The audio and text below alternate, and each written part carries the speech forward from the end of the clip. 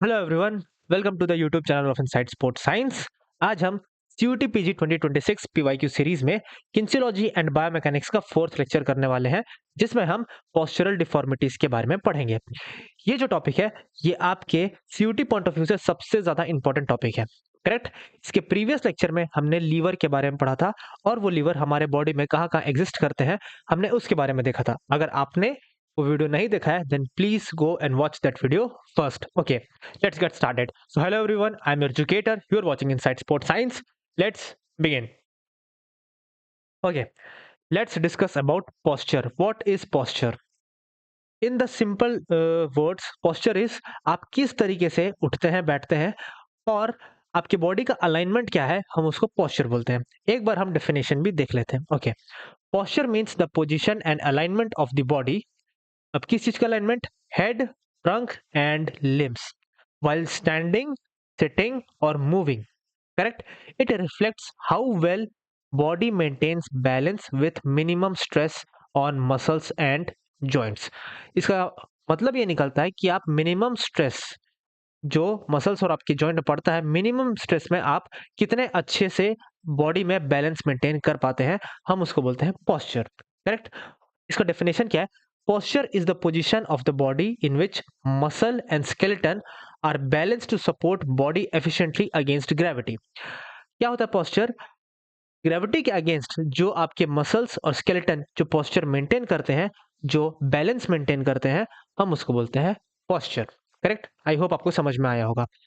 अब हम ये जानते हैं कि जो पोस्चरल डिफॉर्मिटीज है, उसके क्या क्या कॉजेस होते हैं, किस वजह से पोस्चर में डिफॉर्मिटी आती है।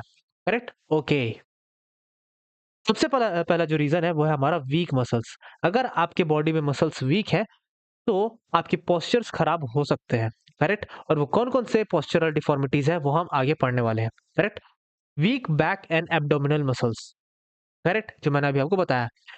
Imbalance between muscle group. अगर आपके मसल्स के बीच में इम्बैलेंस है, प्रॉपर कोऑर्डिनेशन नहीं है, अगर ऐसा है कि कोई एक मसल वो काफी ज्यादा फ्लेक्सिबल है और उसकी जो एंटागनिस्ट मसल है वो काफी ज्यादा रिजिड है, तो हाई चांसेस है आपको पोस्चरल डिफॉर्मिटी होने का। करेक्ट।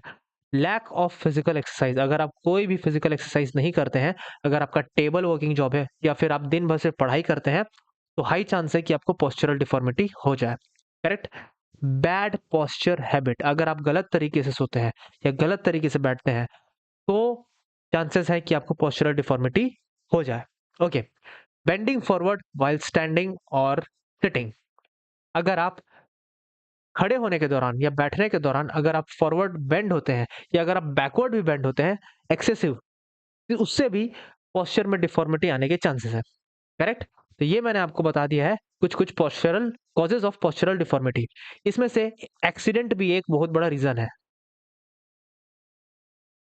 अगर आपको कोई सीवियर एक्सीडेंट हो जाता है जिसकी वजह से अगर आपके बोन वीक हो जाते हैं या फिर आपके मसल्स वीक हो जाते हैं, तो भी आपको पोस्चरल डिफॉर्मिटी हो सकती है। देन मैल nutrition.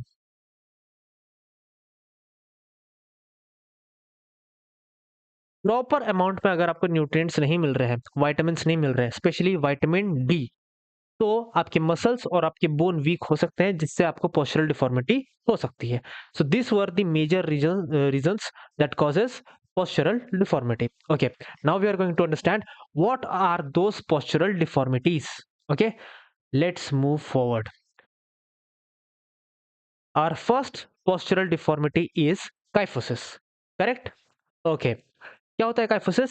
Also known as hunchback. ये आपको याद रखना जरूरी है क्योंकि यहीं से क्वेश्चन आता है। Correct. It is also known as hunchback और राउंड बैक। करेक्ट। ओके, क्या होता है हमारे काइफोसिस में? एक्सेजरेशन और increase in amount of convexity of the thoracic region of the spine. Now, what is convexity? There are two types of shape. The first one is convex and the concave. जो ऐसा shape होता है, जो बाहर की तरफ जो उभरा हुआ शेप होता है, हम उसको बोलते हैं कॉन्वेक्स। करेक्ट। और जो अंदर की तरफ जो ढसा हुआ शेप होता है, हम इसको बोलते हैं कॉनकेव। आप इसको इस चीज से भी समझ सकते हैं। आपने गुफा देखा है, गुफा आपने पढ़ा ही होगा। जो अंदर की तरफ होता है उसको हम गुफा बोलते हैं। तो जहाँ पे आपको केव नज़र आ रहा है उसको हम बोलते हैं कॉनकेव। नाउ हमने यहाँ पे क्या पढ़ा? एक्सेजरेशन और increase in amount of convexity, ये हमारा थोरैसिक रीजन, करेक्ट? मैं आपको पहले बता देता हूँ हमारे बॉडी में, बॉडी की जो स्पाइनल कॉर्ड है, वर्टिब्रल कॉलम है, उसमें कौन-कौन से रीजन होते हैं? सबसे पहले आपका आता है cervical, then comes your thoracic, then comes your lumbar, then comes your sacrum, then comes your coccix, correct? Now ये जो काइफोसिस है, ये होता है आपके थोरैसिक रीजन में, करेक्ट? और हमारा जो वर्टिब्रल कॉलम है, वो कुछ इस तरीके से होता है। This is your cervical region, the neck region, correct? Then comes your thoracic region, then comes your lumbar region, then comes your sacrum region, then your coccyx, correct? जो हमारा थोरैसिक रीजन है, ये बाहर की तरफ निकला हुआ होता है, करेक्ट? नाउ ये नेचुरली बाहर की तरफ निकला हुआ होता है, लेकिन अगर इसमें एक्सेसिव कर्वेचर आ जाए, एक्सेसिव कॉन्वेक्सिटी आ जाए, तो हम इसको बोलेंगे काइफोसिस। आई होप आपको समझ में आया होगा। This is the normal posture, normal spine, and this is kyphosis. आपको आराम से यहाँ पे नजर आ रहा होगा कि यहाँ पे कॉन्वेक्सिटी ज्यादा है, यहाँ पे आउटवर्ड कर्वेचर ज्यादा है, इसलिए हम इसको बोलते हैं kyphosis, correct? It is the abnormal increase in the flexion of the spine, that is outward curvature of the spine with round shoulder and head dropped forward.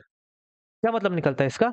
Abnormal increase, हद से ज्यादा इंक्रीज, जो नॉर्मल है ही नहीं, in the flexion of the spine, spine का जो outward curvature है वो एबनॉर्मली इंक्रीज हो चुका है, that is outward curvature in the spine with round shoulder. आपके शोल्डर भी राउंड हो जाते हैं, आपके शोल्डर भी आगे की तरफ झुक जाते हैं, एंड हेड ड्रॉप्ड फॉरवर्ड। आपको नजर आ रहा है यहाँ पे इसका हेड ये आगे की तरफ ड्रॉप्ड है, करेक्ट? हमने यहाँ तक क्या क्या पढ़ा? Kyphosis is also known as hunchback और राउंड बैक, और ये exaggeration, increase exaggeration in outward curvature, जिसको हम कॉन्वेक्सिटी बोलते हैं, करेक्ट? ओके, अब ये होता है किस वजह से है? कॉजेज ऑफ काइफोसिस, ओके, ये क्यों होता है? लैक ऑफ स्ट्रेंथ और tones of extensors of the spine in the thoracic region में अलाउड टू मच फ्लेक्शन। क्या मतलब निकलता है? This are your erector spine, this three muscles are your erector spine. ये तीन मसल करते क्या है? ये आपके वर्टिब्रल कॉलम को सीधा स्ट्रेट इरेक्ट रखते हैं, करेक्ट? जैसे खींच के रखे हुए हैं, suppose this is the muscle and this is your vertebral column, तो ये खींच के रखते हैं आपके स्पाइन को इरेक्ट, करेक्ट? अगर ये मसल्स अगर कमजोर पड़ जाते हैं तो आपका वर्टिब्रल कॉलम आगे की तरफ झुक जाता है, लाइक दिस, राइट? अगर ये मसल वीक पड़ जाए तो आपके जो वर्टिब्रल कॉलम है ये आगे की तरफ झुकने लग जाते हैं, and this causes your kyphosis, correct? The weight, if the body part such as head inclined forward position of arms may cause stretch in posterior muscles। क्या मतलब निकलता है इसका? अगर आप ज्यादा झुक के रहते हैं उसकी वजह से आपके इन मसल्स में स्ट्रेच बढ़ जाता है, और अगर मसल्स में स्ट्रेचिंग बढ़ जाती है तो ऑटोमेटिकली मसल्स वीक हो जाती है, जिस वजह से काइफोसिस हो सकता है, करेक्ट? इजी? आई होप यहाँ तक आपको समझ में आया होगा। Okay, let's move forward. अब हम देखते हैं कि इसको प्रिवेंट कैसे किया जाए। हमने ये तो देख लिया कि कॉज कैसे होता है। कॉज होता है ये आपके इरेक्टर स्पाइन अगर आपके वीक हो जाते हैं, या फिर आप आगे की तरफ अगर आप झुक के रहते हैं तो काइफोसिस आपको हो सकता है। ओके, अभी हम ये देखते हैं इसको हम रोके कैसे, ये प्रिवेंट कैसे किया जाता है।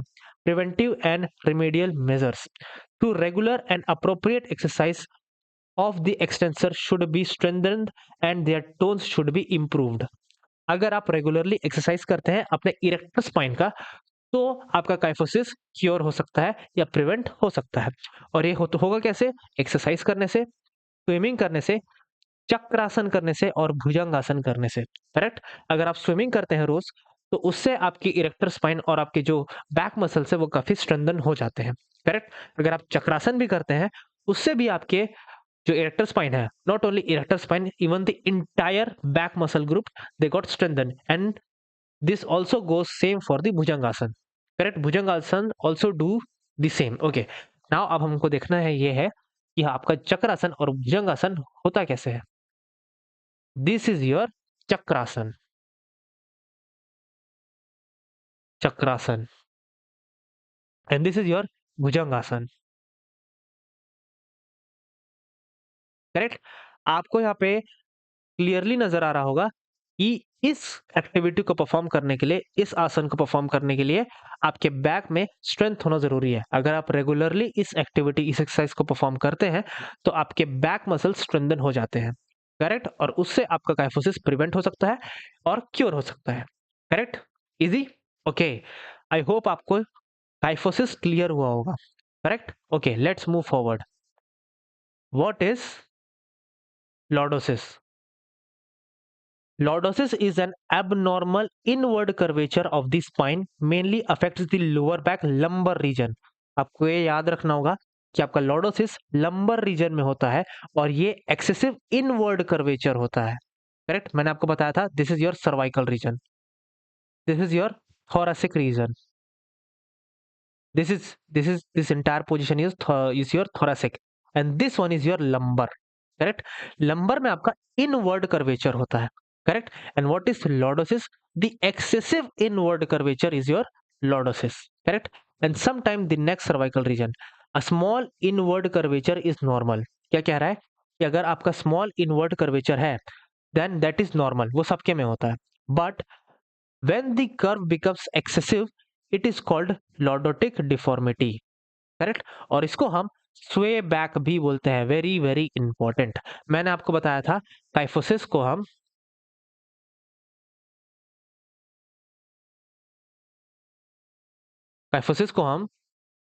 हंच बैक बोलते हैं। Hunch back. In the same way हम लॉर्डोसिस को स्वे बैक बोलते हैं। आप इसको प्लीज नोट डाउन कर लीजिए। स्वे बैक। और मैंने आपको क्या बताया, लॉर्डोसिस आपके लंबर रीजन में होता है। लंबर रीजन में नेचुरल इनवर्ड कर्वेचर होता है, but lordosis is the excessive inward curvature. Correct. उससे होता क्या है, आपके जो एब्डोमेन है वो आगे की तरफ नजर आते हैं। Correct. Okay, now let's understand what are the causes of lordosis. The causes of lordosis is weak core muscles. आपके जो कोर मसल्स हैं, जिसको आप सिक्स पैक भी बोलते हैं, एक इंडिविजुअल जो सिक्स पैक होता है हम उसको बोलते हैं रेक्टस एब्डोमिनस। करेक्ट। नाउ अगर आपके एब्डोमिनस मसल अगर आपके वीक हो जाते हैं तब आपके लॉर्डोसिस होने के चांसेस बढ़ जाते हैं। Now the second option is, second cause is obesity और प्रेगनेंसी। अगर आपका वेट ज्यादा है, अगर आपके एब्डोमेन में फैट एक्यूमुलेशन जरूरत से ज्यादा है, तो भी आपका जो वेट है वो फॉरवर्ड बेंड की तरफ चला जाएगा। आपका वेट आगे की तरफ चले जाएगा, जिससे एक नेचुरल जो आपका कर्वेचर है वो उससे ज्यादा हो जाएगा। इनवर्ड कर्वेचर नेचुरल से ज्यादा हो जाएगा। Extra weight pulls spine forward. Correct. अगर आपके एब्डोमेन में ज्यादा वेट है तो वो आपके स्पाइन को फॉरवर्ड मूव कर देगा। Weak abdominal muscles and back muscles. अगर आपके एब्डोमिनल मसल्स और बैक मसल्स दोनों वीक हैं तो लॉर्डोसिस होने के चांसेस काफी बढ़ जाते हैं। स्पाइनल इंजरी और ट्रॉमा भी इसके एक बहुत बड़े रीजन है। अगर आपको स्पाइनल इंजरी है तो उससे भी आपको लॉर्डोसिस हो सकता है। करेक्ट। अगर आपको स्पाइन में डिफेक्ट है from birth, this is also the cause of A lordosis. And then comes some conditions like osteoporosis, disc problems, and spondylolisthesis. These are the major causes of your lordosis. Okay.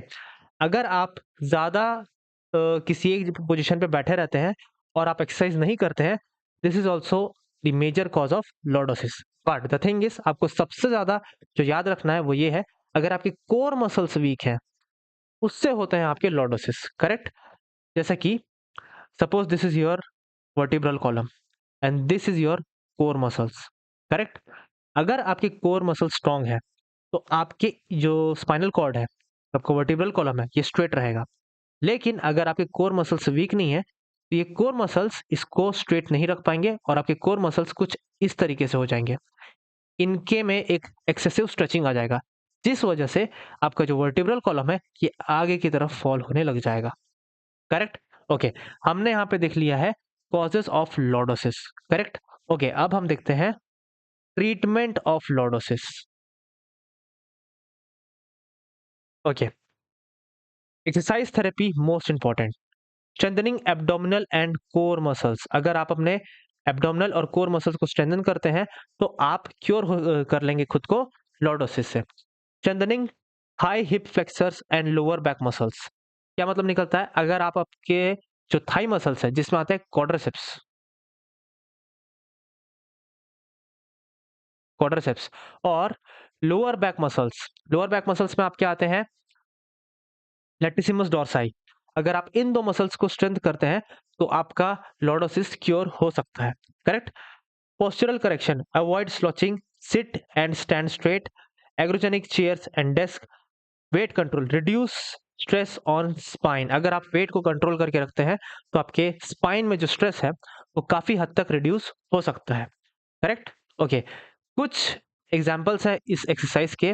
Pelvic tilt exercise, knee to chest stretch, cat crow stretch and plank. Plank is the most important exercise जिससे आप अपने core को strengthen कर सकते हैं।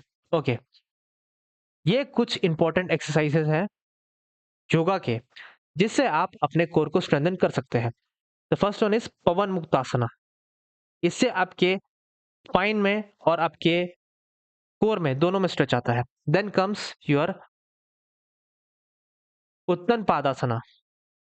This position strengthens your core. Correct? Okay, let's move forward. This is halasana. इस exercise में भी आपके कोर में काफी स्ट्रेच आता है, काफी स्ट्रेस आता है, जिसकी वजह से आपके कोर स्ट्रेंथन हो जाते हैं। राइट? आई होप आपको लॉर्डोसिस समझ में आया होगा। Then comes your scoliosis. What is scoliosis? Scoliosis में एक एस शेप लाइक स्ट्रक्चर आ जाता है आपके वर्टिब्रल कॉलम में। अभी हम देखते हैं what is the definition. Scoliosis is an abnormal lateral curvature of the vertebral column, often accompanied by a rotation of the vertebra. क्या मतलब निकलता है? एक abnormal lateral curvature, this is your lateral। अगर आपके वर्टिब्रल कॉलम में ऐसे कुछ lateral curvature आ जाते हैं विच मीन्स आपको स्कोलियोसिस है। करेक्ट। जो कि आपके वर्टिब्रल कॉलम के अंदर जो रोटेशन होता है उससे हो सकता है। करेक्ट। अभी हम देखते हैं इसके कुछ causes. Causes of scoliosis: poor posture, slouching which means one sided sitting. अगर आप किसी एक साइड में सिट कर रहे हैं और या आप किसी एक साइड झुक के रह रहे हैं then this could cause your scoliosis. Carrying heavy bags on one shoulder. अगर आप सिर्फ एक शोल्डर में बैग को कैरी कर रहे हैं तो उससे क्या होता है, आपके एक डायरेक्शन में ज्यादा स्ट्रेच पड़ता है और आपके वर्टिब्रल कॉलम की शेप खराब हो सकती है। Long hours of improper sitting. अगर आप बहुत लंबे समय तक गलत तरीके से बैठे हुए हैं तो स्कोलियोसिस हो सकता है। Muscle imbalance. मसल इम्बैलेंस का मतलब ये है, लेट्स से यहाँ पे आपके ओब्लिक मसल्स होते हैं, हियर एंड हियर। अगर आपके राइट साइड के ओब्लिक मसल्स जो है ये वीक है और लेफ्ट साइड के ओब्लिक मसल्स ये स्ट्रांग है तो आपका स्पाइन इस तरफ ज्यादा झुक सकता है। करेक्ट। ओके, आई होप आपको समझ में आया होगा। Abnormal development of vertebra. अगर आपके वर्टिब्रल कॉलम एबनॉर्मली डेवलप्ड है, करेक्ट, तो उससे हो सकता है आपको स्कोलियोसिस। जैसे कि विटामिन डी की कमी हो सकती है और भी कई सारे प्रोटीन्स हैं उनकी कमी हो सकती है तो आपको स्कोलियोसिस हो सकता है। Correct. Okay, what are the corrective measures of scoliosis? Stretch tight muscles on the concave side. जैसे कि आपको यहाँ पे नजर आ रहा है, this is your concave side. Correct. यहाँ पे कॉनकेव है विच मीन्स यहाँ पे यहाँ के जो मसल्स हैं, यहाँ की जो ओब्लिक मसल्स है ये काफी ज्यादा रिजिड है और यहाँ के जो मसल्स हैं जिसको हम कॉन्वेक्स बोलते हैं ये काफी ज्यादा फ्लेक्सिबल है। तो आपको करना क्या होगा, आपको यहाँ के मसल्स को रिजिड बनाना होगा और यहाँ के मसल्स को आपको फ्लेक्सिबल बनाना होगा। ये होगा कैसे? यहाँ पे आपको करना होगा स्ट्रेचिंग और यहाँ पे आपको करना होगा strength exercise. Correct. Easy. Okay, strengthen week muscles on the convex side. जो आप let's say this is your vertebral column. Correct. तो यहाँ के जो मसल्स हैं इसको आपको स्ट्रेंथन करना होगा। यहाँ के मसल्स को आपको स्ट्रेंथन करना होगा और यहाँ के मसल्स जो है, ये जो ओब्लिक मसल्स है, इनको आपको फ्लेक्सिबल करना होगा। करेक्ट? यही चीज़ यहाँ पे लिखा हुआ है। Stretch tight muscles on the concave side, जो टाइट मसल्स है आपको उसको स्ट्रेच करना होगा। Strengthen week muscles on the convex side. Okay, breathing exercise से इनहेंस हो सकती है आपकी पोस्चर। ओके, अब हम देखते हैं what are the yoga therapy that can prevent और cure your scoliosis. Helpful asana जिसमें आता है आपका tadasana, trikonasana, bhujangasana, shalabhasana, pavan muktasana, side side bending exercise asanas. Correct? Okay, अभी हम देखते हैं इन आसन्स के diagrams. Okay, this is your tadasana. Correct? आप नॉर्मल पोज में खड़े होते हैं, then you raise your hands और फिर आप अपने पूरे बॉडी को अपवर्ड स्ट्रेच करते हैं। This is your trikonasana. Correct? Okay, हमने भुजंगासन देख चुका है। Bhujangasana is your cobra pose. Cobra pose जिसमें आप पेट के बल आप लेटते हैं, then you extend your arms और आप अपने स्पाइन को ऊपर की तरफ स्ट्रेच करते हैं। This is your bhujangasana. Then comes your Pawan muktasana. Here is your Pawan muktasana. Correct? Okay, so this pavan muktasan and all this asan can cure your scoliosis. Okay, correct? Okay, I hope आपको यहाँ तक के समझ में आया होगा। Then comes your knock knees. What is knock knees? Let's understand this. Knock knees is a condition in which legs curve inward and the knees come together while the feet remain separated। क्या मतलब निकलता है इसका? जब आपके feats है वो separated है और आपके लेग्स, आपके जो नीज है वो आपस में जब एक दूसरे को टच करते हैं, then this deformity is known as your knock knee. आया बात समझ में? जब आपके लेग्स, आपके फीट सेपरेटेड हैं, उसके बावजूद जब आपके नीज एक दूसरे को टच करते हैं, that deformity is known as knock knee. इसको हम जेनु बलगम भी बोलते हैं। राइट? ओके, अभी हम देखते हैं what are the causes of the knock knees. Let's understand this. Weak thigh muscles like quadriceps and hip muscles. Correct? Hip muscles को हम ग्लूट्स भी बोलते हैं। And these glutes comes under two forms. The first one is the glutes minimus and the gluteus maximus. Correct? अगर आपके quadriceps muscle और glutes muscle weak हैं, then this can cause your knock knee. Improper muscle development. अगर आपके muscles improperly developed हैं, जैसे कि आपके जो राइट लेग के quadriceps है वो ज्यादा डेवलप्ड है और लेफ्ट लेग के जो quadriceps है वो कम डेवलप्ड है, then this can also cause knock knee. Extra body weight puts pressure on the knee joints. अगर आपको ओबेसिटी है, अगर आपकी वेट बहुत ज्यादा है, then this can put a lot of pressure on your knees and this can cause your knock knee. Okay, rickets एक problem है that is caused when you are deficient of vitamin D. अगर आपके अंदर vitamin D की deficiency है, then आपको rickets हो सकता है and rickets can also cause knock knee. Lack of calcium and phosphorus, poor nutrition during childhood. अगर आपके चाइल्डहुड में न्यूट्रिशन बहुत पुअर है, then this can cause your knock knee. Okay, correct? लेकिन the thing is up to the age from 3 to 6 knock knee is very common in the children. Correct? अगर किसी बच्चे जिसकी एज 3 से लेके 6 साल के बीच में है, अगर उसको नॉक नी है, देन इट इज कॉमन। जैसे जैसे वो उसकी एज बढ़ती जाएगी, ये नॉक नी अपने आप क्योर हो जाएगा। लेकिन अगर 6 इयर्स के बाद भी अगर उसको नॉक नहीं है, then this is a serious concern. आपको उसके लिए रिमेडियल एक्सरसाइजेस करवानी पड़ेंगी। Correct? Okay, what are the treatment of the knock knees? The first one is exercise. Exercise में आता है आपका strengthen thigh and hip muscles. अगर आपको क्योर करना है नॉक नीज को, तो आपको आपके थाई मसल्स और हिप मसल को स्ट्रेंथन करना होगा। इसके एग्जांपल्स है squats, straight leg raises, side leg raises, resistance band exercise. आपने किया ही होगा resistance band exercise. Then comes your yogasana. Tadasana I have introduce. What is your tadasana? This is your tadasana. This is tadasana. Correct? Then comes your padmasana. This is your padmasana. Right? Okay, then comes your vajrasana. This is your वज्रासना and this is your trikonasana. This are the few yogasana that can cure your knock knees, right?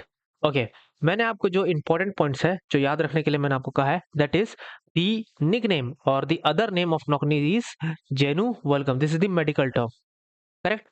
Okay, I hope आपको ये समझ में आया होगा. Let's move forward. When comes your bow legs, bow legs is opposite of your knock knee. इसको बोलते क्या है? हम इसको बोलते हैं जेनु वरम, right? What it states, bow legs is a condition in which legs curve outward and knee do not touch even the other standing with feet together. क्या मतलब निकलता है इसका? अगर आप अपने दोनों फीट्स को जोड़े हुए हैं, उसके बाद भी आपके जो नीज है वो काफी ज्यादा सेपरेटेड है, तो इसको हम बोलते हैं बो लेग्स, करेक्ट? बो लेग्स क्यों बोलते हैं? ये जो आपका जो लिम्ब है, ये एक बो की तरह एक डिजाइन प्रिपेयर कर लेता है लाइक दिस, इसलिए हम इसको बोलते हैं bow legs, correct? Now we need to understand what are the causes of bow legs. ये बाय बर्थ भी हो सकता है due to abnormal bone development. Then comes your rickets. Vitamin D की डेफिशिएंसी से भी कई सारे आपको पोस्चरल डिफॉर्मिटीज हो सकते हैं. वीक लेग मसल्स, जिसमें अ, अगर आपके लेग मसल्स वीक है, जैसे कि your hamstring muscles, your quadriceps muscle, this can lead to your bowlegs. Okay, then comes obesity, overweight, improper growth during childhood, injury or fracture of the leg bones, bone disease like arthritis, osteomalacia,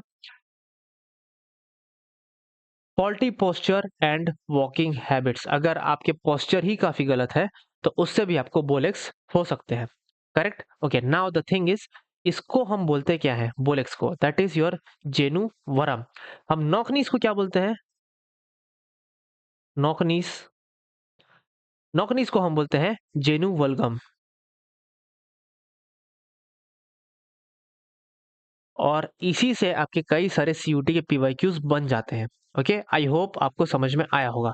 then comes your corrective exercises of bowlegs. Treatment and correction. Exercise में आता है strengthening thigh and hip muscles. Example, squats, straight leg raises, resistance band exercise, walking on inner edge of the feet. अगर आप inner edge, like suppose this is your feet,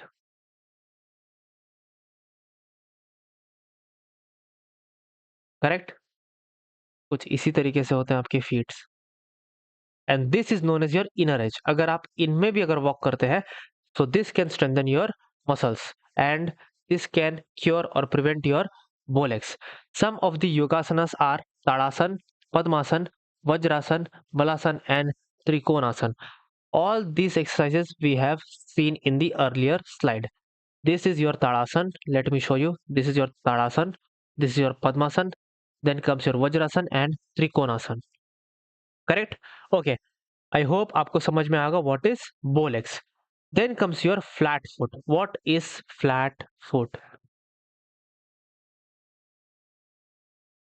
It is a condition, flat foot, जिसको हम pes planus भी बोलते हैं, is a condition in which the medial longitudinal arch of the foot is lowered or absent, causing the whole sole of come in contact with the ground. Whole sole to come in contact with the ground. क्या मतलब होता है? आपको यहाँ पे नजर आ रहा होगा, आपके फुट और ग्राउंड के बीच में एक जगह आपको नजर आ रही होगी, एक कर्व आपको नजर आ रहा है. So this is your healthy foot. लेकिन अगर आपको जरा सा भी स्पेस नजर नहीं आ रहा है, then this is your flat foot. इसको मेजर करने का बेस्ट तरीका ये है कि आप किसी इंक में आप अपने फ्लैट फुट को रखिए और उसके बाद आप एक प्रिंट रखिए इन द ग्राउंड. अगर आपको ऐसा कुछ निशान मिल रहा है, then you have healthy foot. But अगर आपको ऐसा निशान नजर आ रहा है, then you have flat foot. Okay, it is also known as pes प्लानस.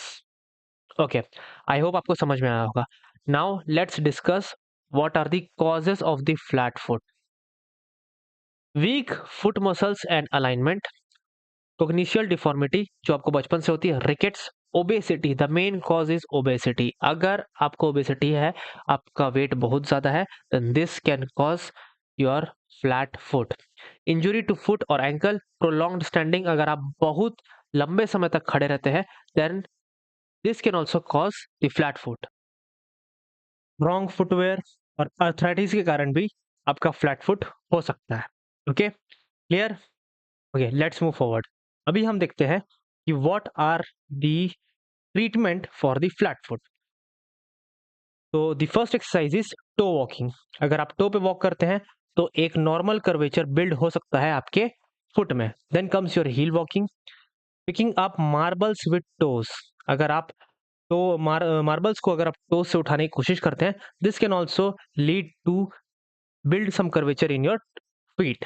Okay, towel crunch exercises, arch strengthening exercises. Then comes your योगासना, जिसमें आता है आपका ताड़ासन, वज्रासन, पद्मासन, वृक्षासन और मलासन। करेक्ट? ये कुछ एक्सरसाइज, ये कुछ आसन हमने देख चुका है, जिसमें आता है आपका tadasana, then this is your vajrasana, then comes your padmasana, and this is just a second, this is your पवन मुक्तासन। ये कुछ एक्सरसाइज हमने पहले भी देख चुके हैं। Correct? Okay, let's move forward. यहां तक हमने लगभग सारे पोस्चरल डिफॉर्मिटीज को हमने कवर कर लिया है। Now let's get to the question. ये कुछ मेरे बनाए हुए क्वेश्चंस है। आई होप इससे आपके कॉन्सेप्ट्स क्लियर हो जाएंगे। Correct? Pause the video and solve the question. Okay, I hope आपने क्वेश्चन सॉल्व किए होंगे। Let's find the solution. Scoliosis is a deformity of the spine in which the curve is. Scoliosis में जो हमारे curve होते हैं वो किस तरीके के होते हैं? क्या ये फॉरवर्ड होते हैं, क्या ये बैकवर्ड, साइडवर्ड और सर्कुलर? स्कोलियोसिस में जो हमारे स्पाइन है वो साइडवर्ड कर्वेचर होते हैं, like this, S shape. Correct? जो आपका जो बैकवर्ड जो कर्वेचर होता है ये होता है आपका काइफोसिस में, और जो आपका जो फॉरवर्ड जो कर्वेचर होता है ये होता है आपका लॉर्डोसिस में। Clear? Okay, let's move forward. Medical term for the knock knee is. Knock knee का मेडिकल टर्म क्या होता है? So the right answer is genu valgum. This is the term used for the knock knees. What about genu varum? It is the medical term of bow legs. Bow legs. Pes planus, ये है आपका medical term of flat foot. Correct? Then comes your kyphosis. Kyphosis का medical term क्या है? Hunchback. Hunchback.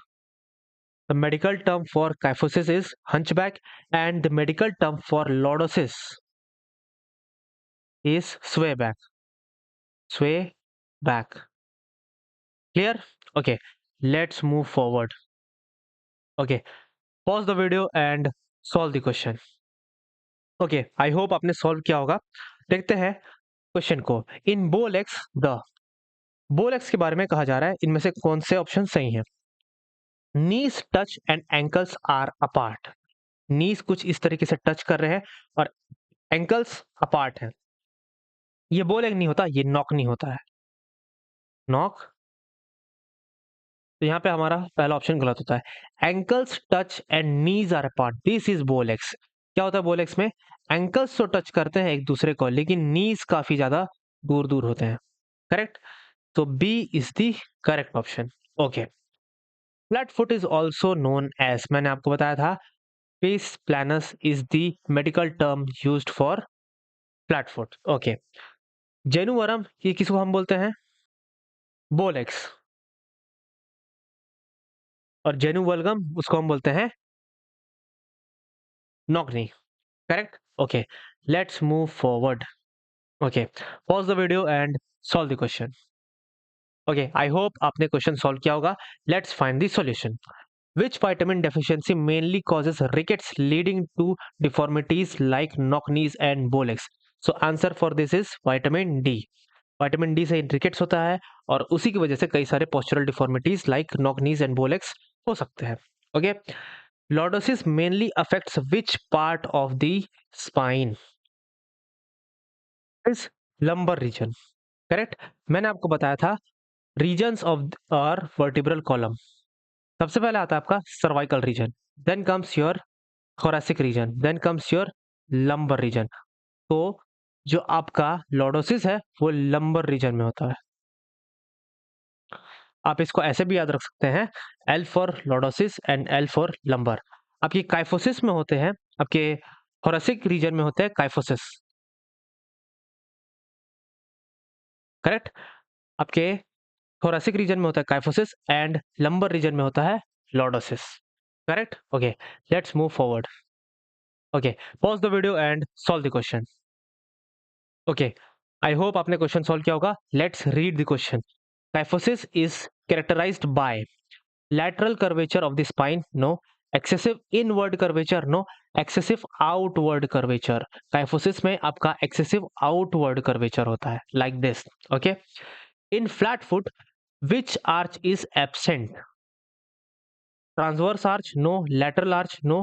Medial longitudinal arch, इसको हम बोलते हैं longitudinal arch, जो पेस आपके फुट और जमीन के बीच में होता है, that is medial longitudinal arch, correct. Okay, let's move forward. Pause the video and solve the question. Okay, I hope आपने क्वेश्चन सॉल्व किया होगा। Let's find the solution. Which of the following is postural deformity? Fracture, no. Scoliosis, yes. Scoliosis आपका postural deformity है। Sprain and dislocation are the injury, जो हम पढ़ेंगे medicine में, okay. Let's move forward. Question number 10। Carrying heavy bags on one shoulder में lead to, अगर आप सिर्फ एक शोल्डर में बैग को कैरी करते हैं तो उससे क्या हो सकता है? Kyphosis, no. The correct answer is scoliosis, right. Okay, let's move forward. Pause the video and solve the question. Okay, I hope आपने क्वेश्चन सॉल्व किया होगा। Knock knees are more common in, knock knees सबसे ज्यादा childhood में common होता है, और वो अर्ली, वो एक एज अटेन करने के बाद वो अपने आप ठीक भी हो जाता है। अगर ठीक नहीं हुआ then it is a problem and this need to be cured. Okay, question number 12। Which deformity is called sway back? मैंने आपको बताया था स्वे बैक को हम, लॉर्डोसिस को हम स्वे बैक भी बोलते हैं, और काइफोसिस को हम हंच बैक बोलते हैं, hunch back, correct, easy. Flat foot को हम पेस प्लानस भी बोलते हैं, right. Okay, let's move forward. Okay, what question number 12 says? Bow leg deformity is also called, bow leg को हम और क्या कहते हैं? It is genu varum, correct. Genu valgum is your knock knee, knock, pes planus is your flat foot. Okay, this is it. Okay, let's move forward. Pause the video and solve the question. Okay, what the question states? One important preventive measure of the postural deformities is, postural deformity को prevent करने के लिए जो important measures हैं वो क्या है? Heavy exercise, no. Poor diet, no. Correct posture, अगर आप करेक्ट पोस्चर को मेंटेन करते हैं तो आप खुद को प्रिवेंट कर लेंगे पोस्चरल डिफॉर्मिटी होने से। Okay, question number 15। Which deformity affects the foot? कौन सा डिफॉर्मिटी हमारे फुट को अफेक्ट करता है? Kyphosis, no. Scoliosis, scoliosis and kyphosis ये आपके वर्टिब्रल कॉलम को अफेक्ट करते हैं। लॉर्डोसिस भी आपके वर्टिब्रल कॉलम को अफेक्ट करते हैं। The correct answer for this is flat foot. Okay, so ये तो कुछ मेरे बनाए हुए क्वेश्चंस थे। नाउ असली खजाना यहाँ पे है। This question was asked in CUET PG 2024। Pause the video and solve the question. Okay, I hope आपने क्वेश्चन को सॉल्व किया होगा। Let's find the solution. Flat foot, flat foot को हम और क्या कहते हैं? Flat foot is also known as pes planus, correct. So A का हो जाएगा 2। वैसे कौन सा ऑप्शन है जो ए 2 से सेटिस्फाइड है? Only one option, easy. Okay, हम बाकी के ऑप्शंस को भी एक बार चेक कर लेते हैं। बोलेक्स को हम क्या बोलते हैं? बोलेक्स को हम बोलते हैं जेनु वरम, तो बी का हो जाएगा 4, करेक्ट। नाउ नॉकनी को हम और क्या बुक कहते हैं? Knock knee is also known as genu valgum, C का हो जाएगा 1, और डी का हो जाएगा swayback, swayback is also known as lordosis, D का हो जाएगा 3, correct. A 2 B 4 C 1 D 3। Okay, so the option 1 is correct. I hope आपसे क्वेश्चन सॉल्व हुआ होगा। Very very very very easy question. Okay, let's move forward. This question was asked in CUET PG 2025। Pause the video and solve the question. Okay, I hope आपने question को solve किया होगा। Which postural deformity is often referred to as sway back? Sway back हम lordosis को कहते हैं, correct. Kyphosis को हम हंच बैक बोलते हैं, हंच बैक। स्कोलियोसिस का सच कोई और नाम नहीं है। फ्लैट बैक तो कुछ होता ही नहीं है, करेक्ट। ओके, नाउ हमारा एक और पीवाईक्यू जो स्पीड कॉन्सेप्ट से रिलेटेड है, हमने उसको प्रीवियस लेक्चर में सॉल्व नहीं किया था, तो हम उसको अभी सॉल्व कर लेते हैं। Just a second.